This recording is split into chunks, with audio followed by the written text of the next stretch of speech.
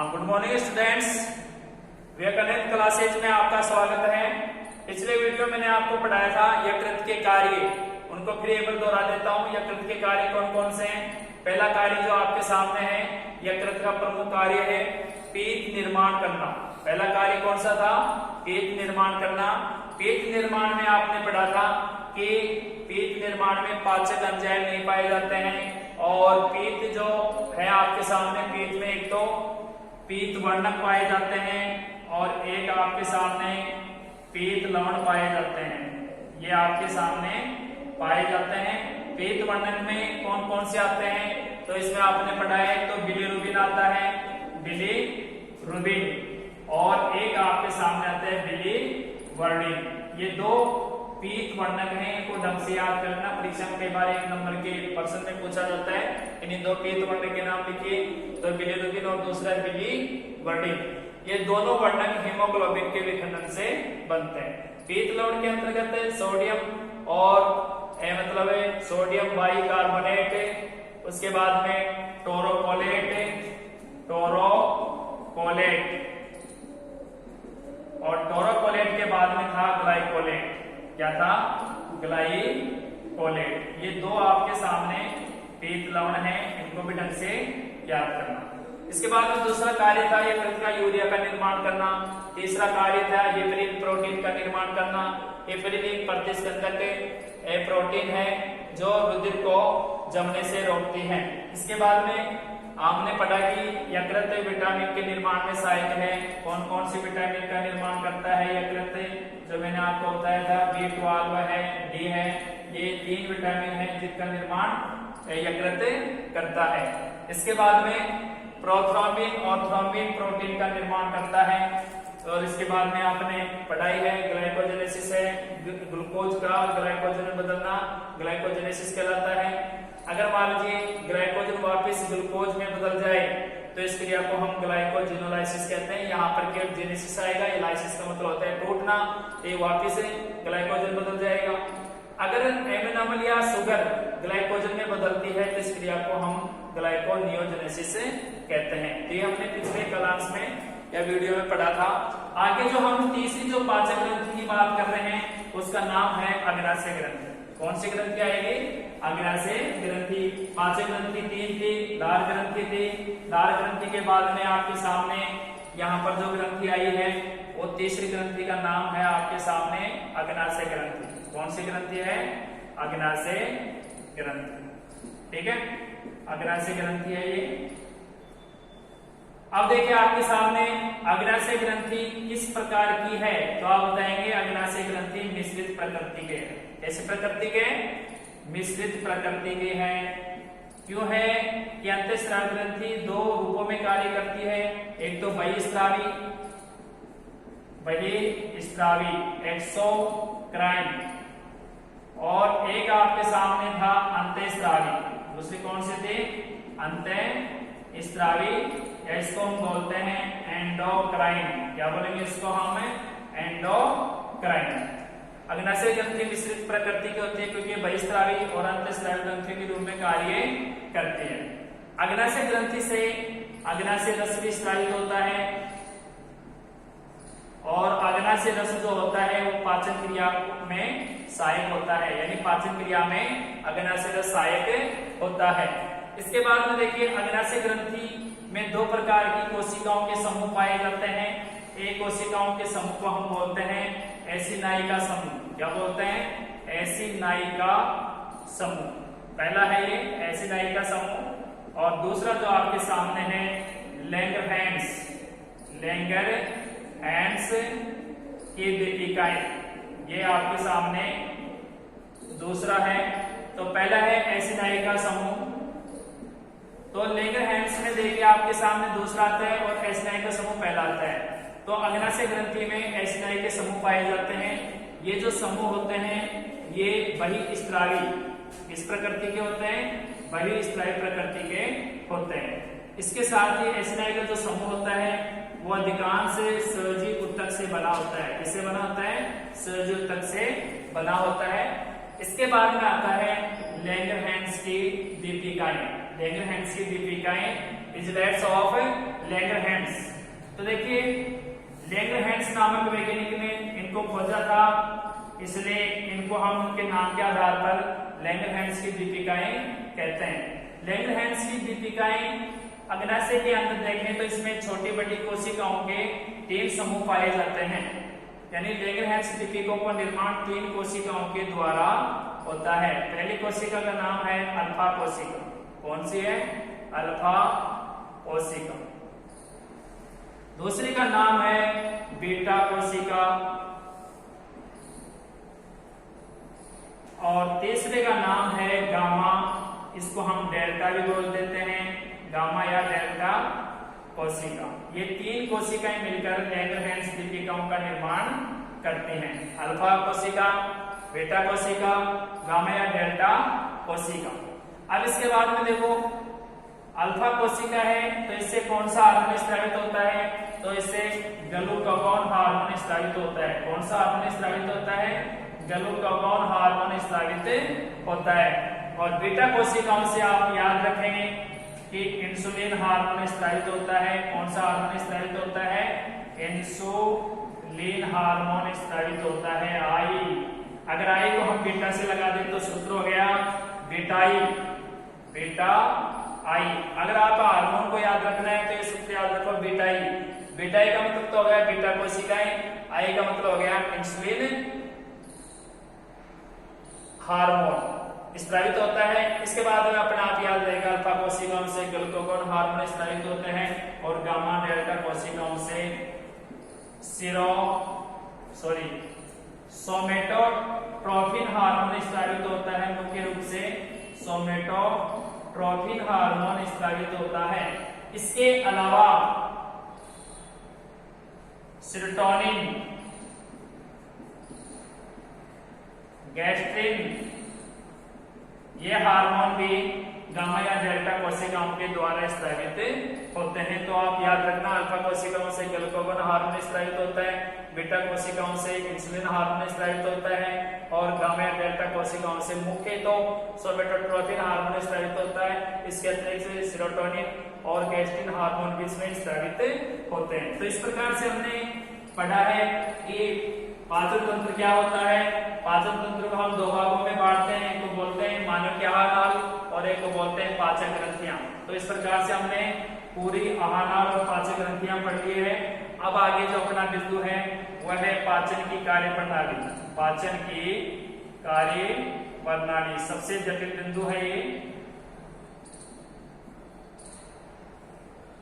पाचन की कार्य प्रणाली। तो देखिए, पाचन की जो कार्य प्रणाली है वो आपके सामने कॉम्प्लेक्स या जटिल प्रक्रिया है, क्योंकि इसे 5 भागों में बांटा जाता है। कितने भागों में बांटा जाता है? इसे 5 भागों में बांटा जाता है। पहला जो भाग है आपके सामने, उस भाग को हम बोलते हैं अंतर्ग्रहण।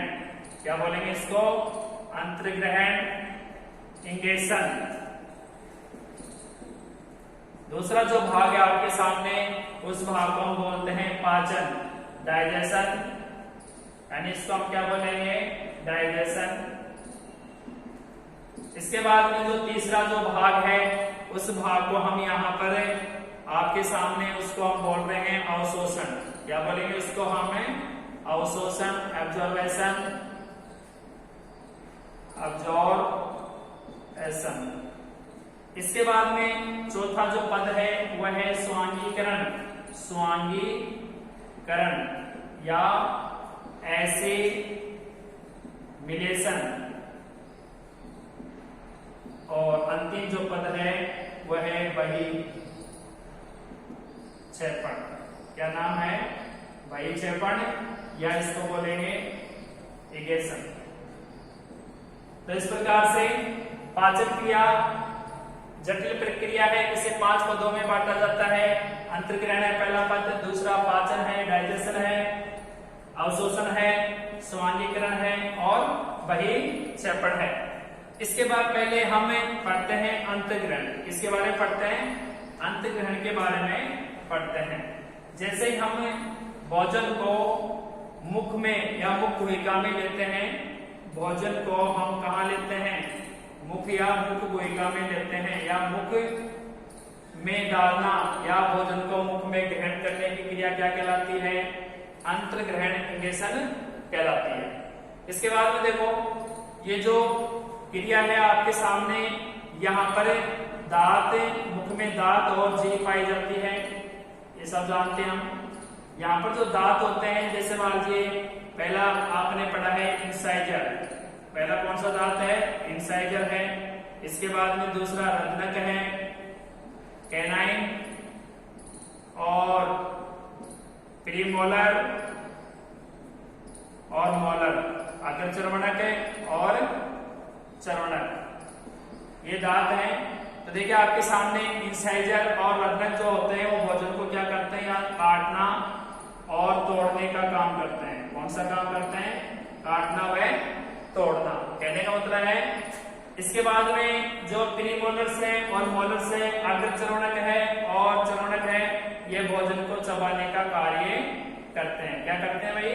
भोजन को चबाने का कार्य करते हैं। इसके बाद में क्या होता है कि लार ग्रंथियों के द्वारा लार स्रावित की जाती है और भोजन के छोटे टुकड़े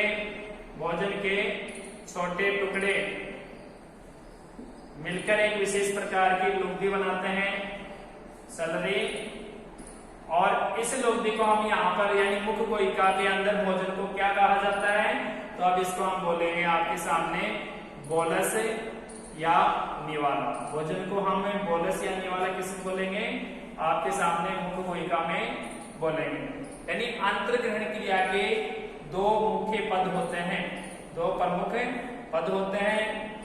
पहला जो पद है आपके सामने है वह है भोजन को चबाना, भोजन को चबाना यानी चर्वणक, ठीक है। दूसरा जो भाग है आपके सामने वो है आपके सामने निगलना, भोजन को निगलना। ये प्रमुख दो चरण होते हैं और ये दोनों चरण आपके सामने प्रतिवर्ती क्रिया के द्वारा नियंत्रित होते हैं। यानी चरण की जो क्रिया होती है वो प्राय प्रतिवर्ती क्रिया के द्वारा नियंत्रित होती है। तो इस प्रकार से हम बता सकते हैं अंतर्ग्रहण में क्या होता है। तो देखिए अंतर्ग्रहण में दोबारा देखें आप, सबसे पहले हम भोजन को मुख में या मुख कोशिका में ग्रहण करते हैं, तो इस क्रिया को हम अंतर्ग्रहण कहते हैं। इसके बाद में मुख के अंदर दांत और जीभ पाई जाती है। दांतों का अपने पढ़ा है, अलग अलग दांतों का कार्य अलग अलग होता है, जैसे इंसाइजर, कृंतक और आपके सामने दूसरा जो दरक है रत्नक या कैनाइन है। इनका प्रमुख कार्य होता है भोजन को तोड़ना और काटना। किताब में दे रखा है भोजन को चबाना, हो सकता है गलत हो, लेकिन यहाँ पर अपन नाम से सिद्ध कर रहे हैं कि कृंतक का मतलब होता है काटना और रत्नक का मतलब होता है तोड़ना। इन दोनों का प्रमुख कार्य भोजन को काटना और तोड़ना, ठीक है। इसके बाद में जब भोजन के अंदर मान लीजिए आपके सामने लार मिलती है तो उसके बाद में भोजन एक लुगदी या सर्दी में बदल जाता है। अब इसको बोलस या निवाला कहते हैं। अंतर्ग्रहण क्रिया के दो प्रमुख पद होते हैं, पहला होता है भोजन को चबाना, चर्वणक, और दूसरा होता है भोजन को निगलना। ये दोनों क्रिया ही प्रतिवर्ती क्रियाओं के द्वारा नियंत्रित होती है। दूसरा जो इसका पद है उसको हम बोलते हैं पाचन। क्या बोलेंगे दूसरे को? पाचन। पाचन या डाइजेशन।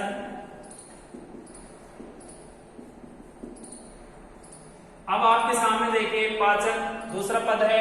पहला पद कौन सा है? अंतर्ग्रहण है। पाचन के बाद में दूसरा पद आता है अवशोषण है। कौन सा है? अवशोषण है। तो देखिए अलग अलग भाग में अलग अलग पदार्थों का पाचन होता है। पाचन की एक जटिल प्रक्रिया होती है। अलग अलग भागों में कौन कौन सा होता है वो इस प्रकार से पहला हम पढ़ते हैं मुख व मुख गुहिका में पाचन।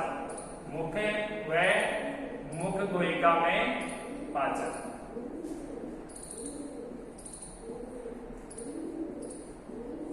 पाचन, digestion,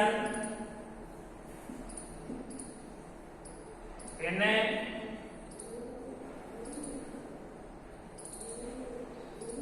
mouth and buccal cavity, यानी मुख गुहिका में पाचन digestion in mouth and buccal cavity. तो देखिए सबसे पहले जो पाचन होता है वो किसमें होता है, मुख व मुखोहिका में होता है। 2018 में बोर्ड में पूछा गया था ये प्रश्न। इसके बाद में 2016 में मतलब अमाशय में भोजन का पाचन किस प्रकार से होता है, ये सारे प्रश्न पूछे जा चुके हैं। तो देखिए मुख कोशिका में पाचन कैसे होता है। अब हमने पढ़ा था कि मुख में भोजन आने के बाद में क्या कहलाता है, बोलस या निवाला कहलाएगा। क्या कहलाएगा, भोजन या बोलस निवाला कहलाएगा। अब देखो इधर बोलस या निवाला कहलाता है तो मुख कोशिका में हमने पढ़ा था कि आपके सामने लार पाई जाती है। क्या पाई जाती है, लार ग्रंथि पाई जाती है। और लार ग्रंथि से क्या स्रावित होता है, लार स्रावित होता है। लार का जो पीएच होता है यहाँ पर आपके सामने 6 से 8 होता है, इसलिए लार हल्का अम्लीय होता है, हल्का अम्लीय होता है। इसके बाद में लार के अंदर एक विशेष प्रकार का एंजाइम पाया जाता है, जिस एंजाइम को हम क्या बोलते हैं, टायलिन एंजाइम। क्या बोलेंगे इसको, टायलिन एंजाइम कहेंगे। टायलिन एंजाइम का दूसरा जो नाम है आपके सामने वह है अल्फा एमाइलेज। अल्फा एमाइलेज भी टायलिन एंजाइम को ही कहा जाता है। इसका कार्य क्या है, इसका कार्य स्टार्च को या शुगर को इसमें चेंज कर देता है, माल्टोस। इसमें चेंज कर देगा माल्टोस या डेक्सट्रिन में बदल देगा। इसमें बदल देगा माल्टोस तथा डेक्सट्रिन में बदल देगा। इसके बाद में स्टार्च क्या हो गया, पॉलीसेकेराइड। माल्टोस क्या हो गया, डाइसेकेराइड। ये है आपके सामने। अब यहां पर है कि डेक्सट्रिन होता है। डेक्सट्रिन के एक अणु में कितने ग्लूकोज के अणु होते हैं, तो देखिए 3 से 9 ग्लूकोज के अणु पाए जाते हैं। कितने अणु पाए जाते हैं, 3 से 9 ग्लूकोज के अणु पाए जाते हैं। तो हमें सिद्ध हो गया है कि मुख कोशिका में स्टार्च का आंशिक पाचन होता है। स्टार्च का आंशिक पाचन क्या कहाँ होता है, मुख कोशिका में होता है। तो इसमें आपने समझ लिया कि मुख कोशिका में भोजन क्या कहलाता है, बोलस या निवाला कहलाता है। लार ग्रंथि के द्वारा लार स्रावित किया जाता है। लार जो होती है उसमें आपके सामने एक तो टायलिन एंजाइम पाया जाता है, अल्फा एमाइलेज कहते हैं जिसको। टायलिन एंजाइम क्या करता है, शुगर को या स्टार्च को या पॉलीसेकेराइड को माल्टोज या डाइसेकेराइड में बदल देता है और उसके साथ में डेक्सट्रिन बनता है। एक डेक्सट्रिन में ग्लूकोज के कितने अणु होते हैं, 3 से 9 ग्लूकोज के अणु होते हैं। इसके बाद में टायलिन के अलावा एक अन्य एंजाइम भी होता है जिसका लाइसोजाइम कहते हैं। क्या बोलेंगे इसको, लाइसोजाइम। लाइसोजाइम का जो प्रमुख कार्य है भोजन में उपस्थित जीवाणुओं को नष्ट करना होता है, लाइसोजाइम का कार्य। तो इस प्रकार से हम बता सकते हैं कि मुख कोशिका व मुख में पाचन किस प्रकार से होता है। इसके बाद में आता है अमाशय में पाचन। कहाँ आता है, अमाशय में पाचन। ये भी मोस्ट पॉइंट है, अमाशय में पाचन। Digestion in stomach. तो देखिए आपके सामने मुख कोशिका में भोजन को हमने क्या नाम दिया था, मुख कोशिका में भोजन आपके सामने क्या कहला रहा था, तो वहां पर नाम था निवाला या बोलस। निवाला या बोलस, ठीक है। अब जो भोजन अमाशय में पहुंचता है, बोलस या निवाला, तो उस भोजन को अब हम यहाँ पर क्या बोलेंगे, इस भोजन को काइम कहेंगे।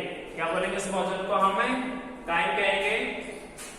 अमाशय में भोजन 3 से 4 घंटे ठहरता है या 3 से 4 घंटे रुकता है, यानी अमाशय में भोजन 3 से 4 घंटे रुकता है। अमाशय में किसका पाचन होता है, तो आप बताएंगे अमाशय में प्रोटीन का आंशिक पाचन होता है, यानी प्रोटीन का आंशिक पाचन कहाँ होता है आपके सामने? तो आप बताएंगे कि अमाशय में प्रोटीन है, औषधि है, एल्कोहल है, इन सब का पाचन मतलब कहाँ पर होता है आपके? मतलब अमाशय में इनका आंशिक पाचन होता है। भोजन कितने घंटे रुकता है? 3 से 4 घंटे रुकता है। इसके बाद में अमाशय में विशेष प्रकार का रस पाया जाता है जिसको बोलते हैं जठर रस। क्या बोलते हैं? जठर रस बोलते हैं इसको। और ये जठर रस जो होता है आपके सामने, ये पाचन क्रिया में सहायक होता है। इसमें आपके सामने जैसे मान लीजिए वसा है, तो आपके सामने वसी अम्ल या वसा, दूसरा है ग्लिसरॉल। तो ये जो जठर रस होता है ये आपके सामने वसा को किसमें चेंज कर देता है? वसी अम्ल और ग्लिसरॉल में चेंज कर देता है। कौन कर देता है? जठर रस चेंज कर देता है। इस प्रकार से अमाशय में वसा वसी अम्ल या ग्लिसरॉल में बदल जाती है। इसके साथ ही हमने देखा है कि जैसे मान लीजिए वसा जो होती है, वसा की एक तो होती है बड़ी गोलिकाएं, वसा की बड़ी गोलिकाएं, और एक होती है वसा की छोटी गोलिकाएं, छोटी गोलिकाएं। तो इस क्रिया को हम बोलते हैं पायसीकरण। क्या बोलेंगे इस क्रिया को हम? पायसीकरण या एम्प्लीफिकेशन। पायसीकरण या एम्प्लीफिकेशन। तो अमाशय में मुख्य रूप से वसा का पाचन होता है। इसमें पृष्ठनाव जो आपके सामने है, पृष्ठनाव कम हो जाता है, जिससे बड़ी गोलिकाएं, वसा की जो बड़ी गोलिकाएं होती है किसमें चेंज हो जाती है? वसा की छोटी गोलिकाओं में चेंज हो जाती है। इस क्रिया को हम पायसीकरण कहते हैं। क्या बोलते हैं इस क्रिया को? हम पायसीकरण कहते हैं। तो देखिए पायसीकरण की क्रिया भी कहाँ संपन्न होती है? अमाशय भाग में संपन्न होती है। इसके बाद में अपना जो आता है अगला, छोटी आंत में भोजन का पाचन। छोटी आंत में भोजन का पाचन।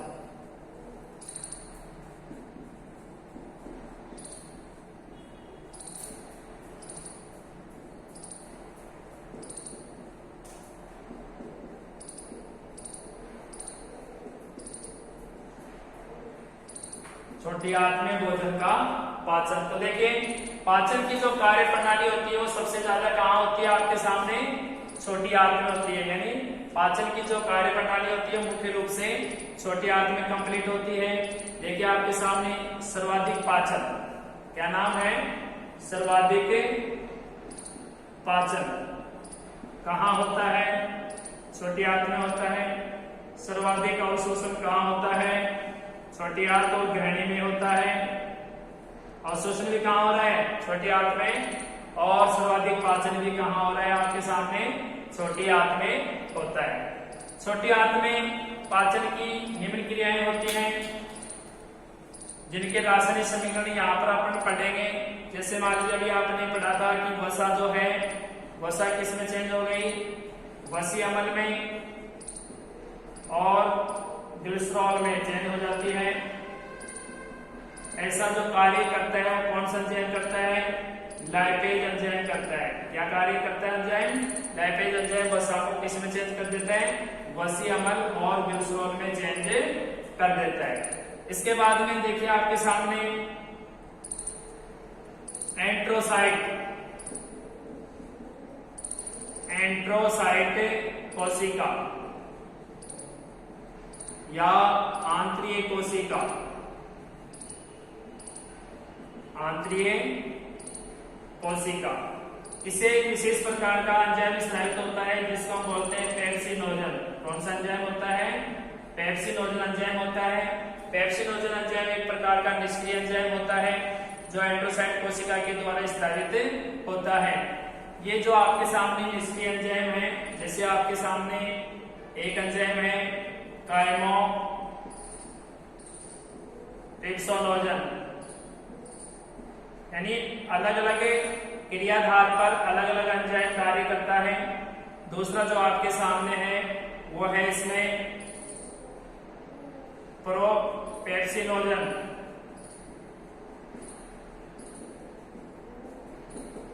पूर्व इलेस्टेस, तो देखिए आपके ना ट्राइमोट्रिप्सिन जो ट्रिप्सिनोजन है, तो यहाँ पे एक तो ट्रिप्सिन एंजाइम हो गया, इसके साथ में यहाँ पर पेप्सिन एंजाइम हो गया, एल्डेस में एल्डेस एंजाइम हो गया। ये सारे एंजाइम जो ये आपके सामने निष्क्रिय अवस्था है, इसको ये सक्रिय अवस्था में बदल देते हैं। यहाँ पर है ट्रिप्सिनोजन, ये तो ट्रिप्सिनोजन में चेंज हो जाएगा, रोड जाएगा, तो यहाँ पे पेप्सिनोजन में चेंज हो जाएगा, और ये जो पूर्व है पूरा हट जाएगा, तो ये इसमें हो जाएगा इलेस्टेस में हो जाएगा।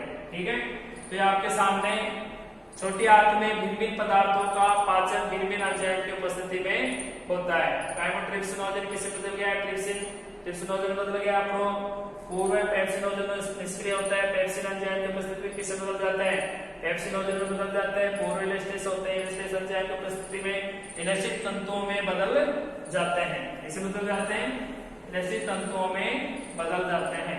इसके बाद में देखो आपके सामने कि मनुष्य में प्रोटीन का पाचन करने वाला एंजाइम कौन सा है, एक एंजाइम है पेप्सिन और दूसरा होता है आपके सामने ट्रिप्सिन। कौन सा होता है, पेप्सिन और ट्रिप्सिन। तो प्रोटीन का पाचन तो कौन सा करते हैं, पेप्सिन एंजाइम करता है। इसके बाद यहाँ पर बताया गया है कि जो मानव है उसमें रजनक जो होते हैं, मतलब यानी रेनिन दूध का स्कंदन करने वाला एंजाइम, यानी सारे एंजाइम पाए जाते हैं, लेकिन दूध का जो स्कंदन करता है, स्कंदन का मतलब आप जानते हो गाढ़ा करना, दूध स्कंदन करने वाला एंजाइम रेनिन का अभाव होता है, क्योंकि रेनिन एंजाइम इसमें नहीं पाया जाता है, ध्यान रखना। तो ये है आपके सामने प्रोटीन का पाचन कौन करता है, पेप्सिन करता है, ट्रिप्सिन करता है। इसके बाद में जैसे मान लीजिए आपके सामने है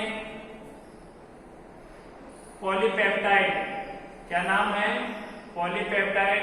तो पॉलीपेप्टाइड पेप्टिडेज एंजाइम की उपस्थिति में किसे बदल जाएगी, डाइपेप्टाइड में बदल जाएगी।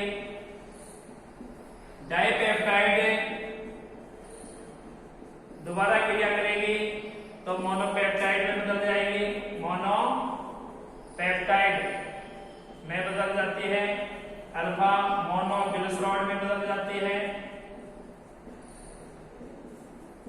ठीक है, इसी प्रकार से जैसे न्यूक्लिक अम्ल की बात करें हम, जैसे आपके सामने है एक तो आरएनए है और दूसरा क्या है आपके सामने डीएनए है। तो आरएनए पर कौन सा एंजाइम कार्य करेगा, तो यहाँ पर हो जाएगा राइबो न्यूक्लियस एंजाइम कार्य करेगा। यहाँ पर है डीऑक्सी राइबो न्यूक्लियस एंजाइम कार्य करेगा। ये दोनों एंजाइम मिलकर इन दोनों को किसमें चेंज कर देते हैं, इसको तो कर देते हैं राइबोटाइड में और इसको कर देते हैं न्यूक्लियोटाइड में। इसमें चेंज कर देते हैं न्यूक्लियोटाइड में कर देते हैं। तो इस प्रकार से आरएनए डीएनए पे राइबोन्यूक्लियस और डीऑक्सीराइबोन्यूक्लियस एंजाइम कार्य करते हैं, जिससे न्यूक्लियोटाइड बनता है। इस प्रकार से विभिन्न प्रकार की जो शुगर होती है उन पर भी भिन्न एंजाइम कार्य करते हैं। वो इस प्रकार से, जैसे मान लीजिए आपके सामने है GFS, जैसे मान लीजिए देखो इधर पहला हम मान लेते हैं माल्टोज, स्टार्च मान लो। पहले स्टार्च को किसमें चेंज किया गया, माल्टोज में। इसमें चेंज किया गया माल्टोज में। फिर इसके बाद में आपके सामने सुक्रोज है, सुक्रोज को किसमें चेंज किया गया, ग्लूकोज में चेंज किया गया, ग्लूकोज और ग्लूकोज में चेंज किया गया। फ्रक्टोज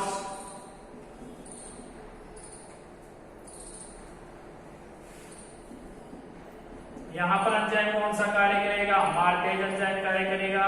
माल्टेज एंजाइम पॉलीसेकेराइड को माल्टोज और पेक्ट्रोज अल्फा गैस्ट्रिन में बदल देता है। इसके बाद में सुक्रोज पर कौन सा एंजाइम कार्य करेगा, सुक्रेज एंजाइम कार्य करेगा, तो सुक्रोज को ग्लूकोज और ग्लूकोज में तोड़ देता है।